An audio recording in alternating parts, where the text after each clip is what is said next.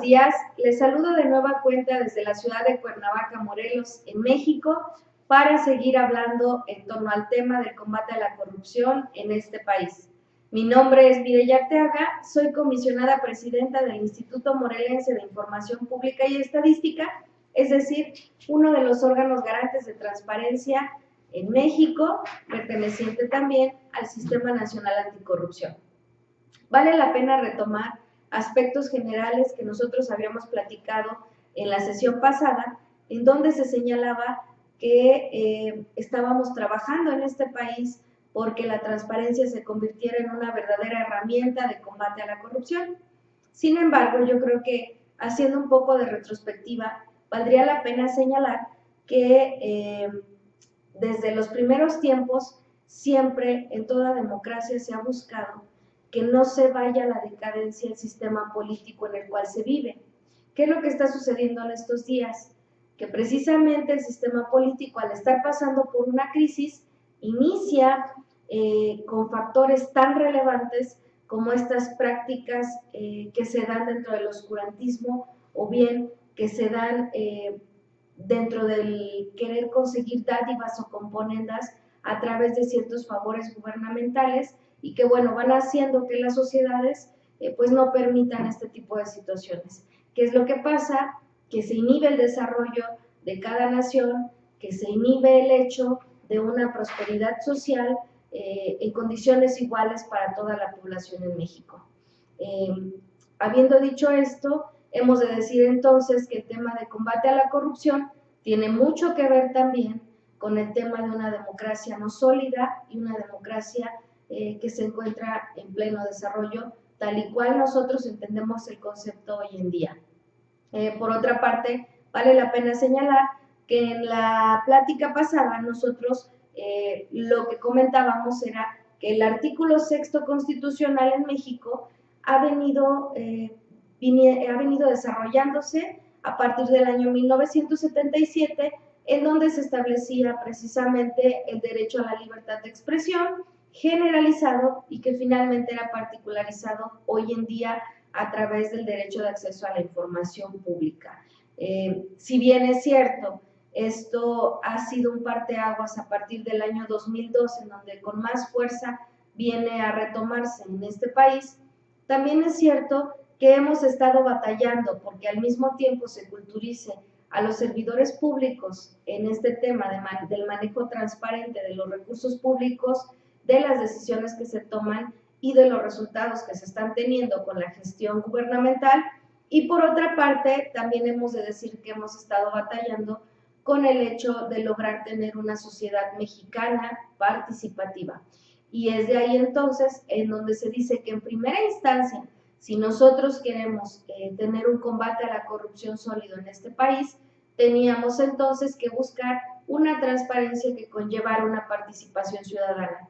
permitiendo entonces a través de las diferentes herramientas que se utilizan dentro precisamente de la transparencia, que la mayoría de la población accediera a conocer la información pública que se generaba día con día en los entes gubernamentales. Así pues, entonces, dentro de la estructura organizacional de cada institución en México, se han establecido marcos legales, objetos de los órganos gubernamentales para la correcta utilización de los recursos públicos, también para satisfacer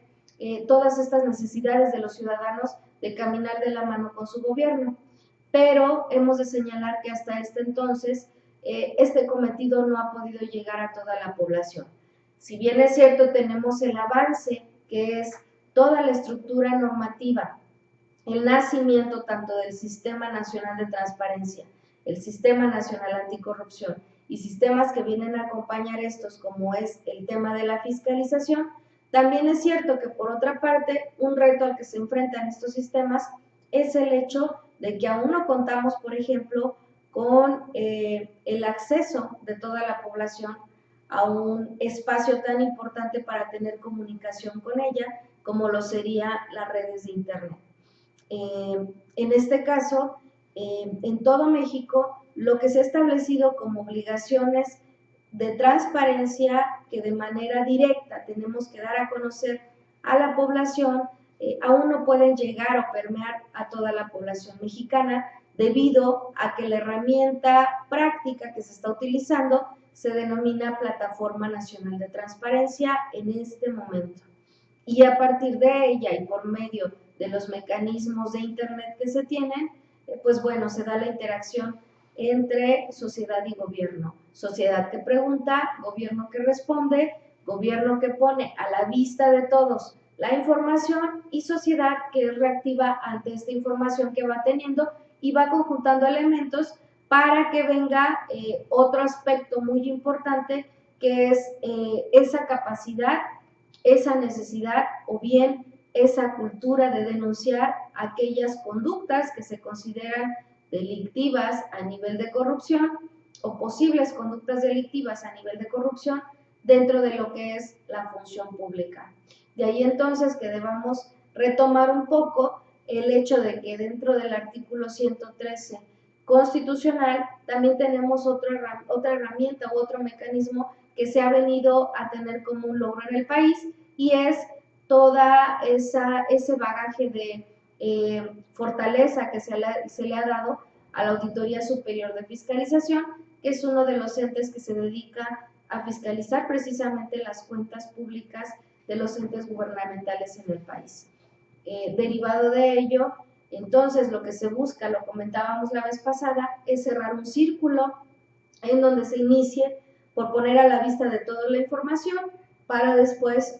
generar un mecanismo de cuentas públicas sanas que al momento de ser fiscalizadas o analizadas arrojen números negros que den por resultado el hecho de que en el sistema de responsabilidades que se está dando a través del Sistema Nacional Anticorrupción y los sistemas estatales anticorrupción, sean mínimos los casos que se generen dentro de estas conductas negativas. Por otra parte, hemos de decir que se propone que todos los servidores públicos se encuentren dentro de la escena pública precisamente para ir adoptando aquellos principios éticos que también ya lo comentábamos, no se han venido desarrollando del todo actualmente, ¿no? Si bien es cierto, es importante la formación profesional, la estandarización dentro de los marcos administrativos de cómo se maneja la función pública, también es cierto que es importante ponderar el apartado humano dentro de este desarrollo integral que permita el reconocimiento de valores y de esta parte ética que hace entonces ponderar principios tan básicos como la honestidad y la responsabilidad a favor de una función pública sana. Si nosotros retomamos el tema de las fortalezas que tenemos hoy en día dentro de México para combatir a la corrupción a través de la transparencia, vale la pena señalar y hacer un recuento de aquello que por sí solo tiene que ser puesto a la vista de toda la sociedad. Y así podemos hablar del artículo 70 de nuestra ley, en donde se señalan aspectos específicos que tendrían que hacer, que no necesariamente situaciones tuvieran que colocarse dentro del oscurantismo que hace pues que se den este tipo de conductas que pueden llegar a señalarse como delitos. Y así en el artículo 70 nosotros podemos ver que tenemos información que se pone a la vista de todos y que podría inhibir este tipo de conductas, ¿no? Entonces, desde un inicio, nosotros en México tenemos que dar a conocer el marco normativo aplicable bajo el cual regimos nuestra actuación. Por otra parte, tenemos que dar a conocer toda la estructura orgánica completa, pero ahora se agrega un aspecto tan importante como el hecho de utilizar formatos que permitan vincular cada parte de esa estructura. Es decir, en un ejemplo práctico, si nosotros estamos hablando por una parte que tenemos determinado número de trabajadores en una nómina, este mismo dato tiene que ser, tiene que guardar un equilibrio y una similitud con, por ejemplo, un diagrama en donde se señalen los cargos o los puestos de esas instituciones. Así las cosas, se habían venido dando casos en donde no necesariamente lo que se reportaba en una nómina tenía que ver con lo que estaba dentro de la estructura organizacional de alguna entidad. Entonces, por otra parte también, dentro de cada área se tienen que señalar las facultades que se tienen para ir determinando también las responsabilidades que debe tener cada servidor público. Se está trabajando mucho en México con el tema de los presupuestos basados en resultados, y entonces también se ha pensado en poner a la vista de todos las metas y los objetivos de las áreas de conformidad con programas específicos que ya se tienen en cada una de las instituciones en México. Es decir, presupuesto que se basa en aquello que se haya tenido como un resultado positivo el año próximo, anterior, del ejercicio fiscalizado que se haya resultado. Por otra parte, también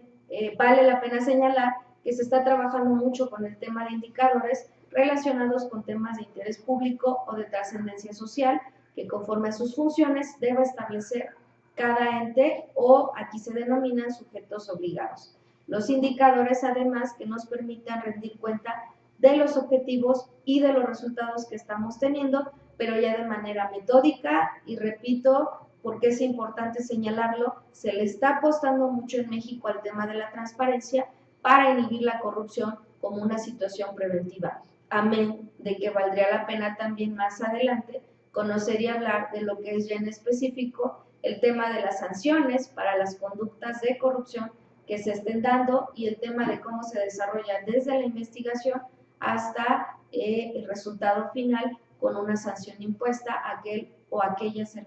servidores públicos que caen o incurren en este tipo de situaciones.